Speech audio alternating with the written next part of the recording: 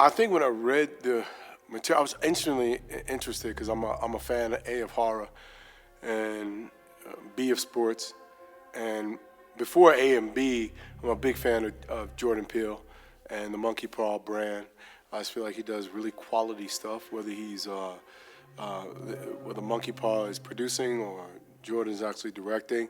He's always been I've always wanted to be a Clay in his world and see where that goes. And I only did horror parodies because I was such a fan of horror movies. And to actually, for this one to be like my first intro into real horror, I don't think I'm in great hands. And then when I heard it was Justin Tipping and I seen Kicks, I was like, yeah, I'm in. Because Justin, that's the other thing about Monkey Paw. They got great taste in who they attract as talent. And Justin is a tour de force. He's a super talented director, a visionary. He asked me to do things on the set, and I just trust him. And every time I do, it comes out some beautiful, twisted artwork.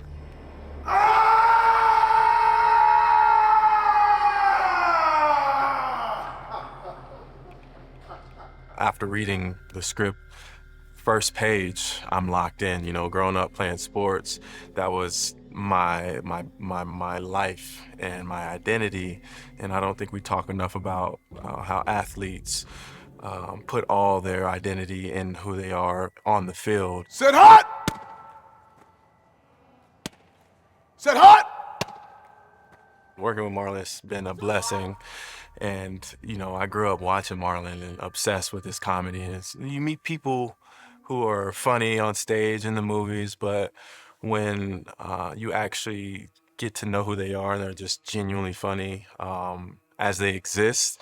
I think that's been fascinating to work with, and just discovering new moments in the script. And I think God is purposeful and, divine timing, and in a time in my life where I'm yearning for brotherhood, God put someone who is the epitome of brotherhood in my life. And I think we've been exploring the brotherhood aspect of this film because, we're competitors in the script and as human beings ourselves. But I think there's beauty and love within that. And as the days go on, we just fall into that brotherhood. And, I love annoying him like a young golden retriever. What's Marlon doing? What's Marlon doing?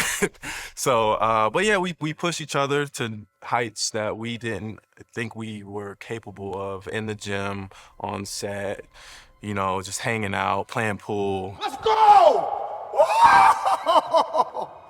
Oh. I've just been a big fan of football, period. And then I still watch Super Bowls, I still watch games, I still look at stats. And so when an opportunity to play a football player came about, I was just like, all right, great. Now all I need is to get the body. And that was the hard part. But I feel like if I did the work to get the body, I feel like it'll put me in the mindset of Isaiah. Cam, what's up, man? When we first meet Isaiah, Cam puts his trust in who he is. It's like meeting any hero of yours. You're like, oh, he's won 8 rings. He's Isaiah White.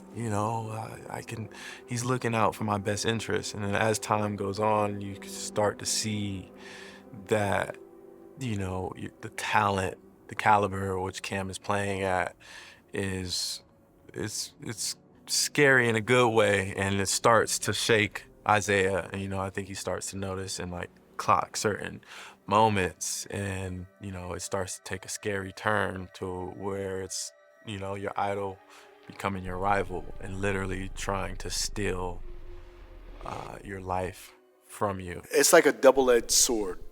I think Isaiah needs Cam to be successful, but I think Isaiah is so that he can retire. But I think Isaiah's ego is holding on to something. He still wants it. The ego always wants to be the famous guy. I've been famous since I was 19. I don't know what it's gonna be like when I'm 75 and I'm not famous no more. you worked your whole life for that kind of love, and then when it's gone and somebody else has your spot, and there's a new funny dope actor out, and you're like, hey, he ain't doing it like I did it. That has to be tough. So I empathize with that, and I think Isaiah wants Cam, part of Cam, to be successful, and the other part wants him to fail, because he still wants to be that guy.